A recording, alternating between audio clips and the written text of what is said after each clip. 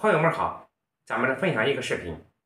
有朋友给我发来一条私信，并配上图片，说在维修家里的马桶盖子没有反撑的时候，不知道这个马桶盖子怎么把它给拆开。我相信有许多家庭中可能都会遇到这种情况，家里的马桶时间一长的话，马桶盖子没有反撑了，可能你家里的马桶盖子就是这种款式的。那么这种款式的马桶盖子，我们怎么样才能让它上盖与下盖轻松地把它给分离，把里面的阻尼器取下来更换呢？方法非常简单，一起来看一下。就是这种款式的马桶盖子，我已经从别人那里找来了，看着，这个就是阻尼器，阻尼器各有一个眼儿。这种马桶盖子它是带插杆的，把这个马桶盖子从底座上取下来的时候，这个阻尼器还有这边的阻尼器往下一按，往上一提，这个盖子就拿下来了。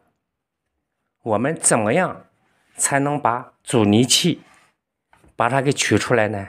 首先我们要让上盖与下盖让它分离，才能取下阻尼器。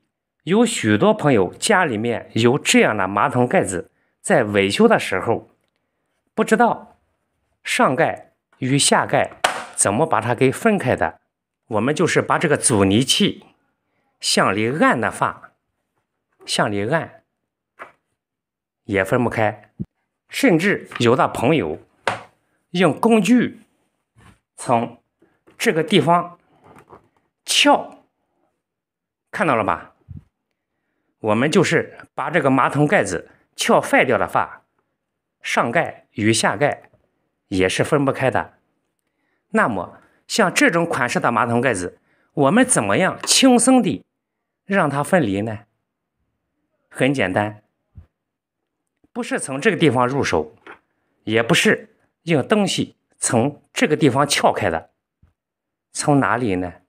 看着，这儿有一个眼儿，这里也有一个眼儿，我们就从这个眼儿开始着手。我们用一个内六角的小扳手，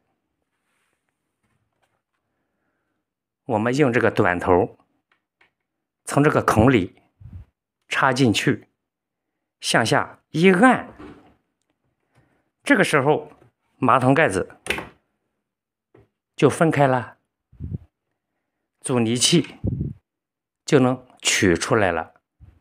这边的这个阻尼器取下来之后，上盖与下盖自然就分开了。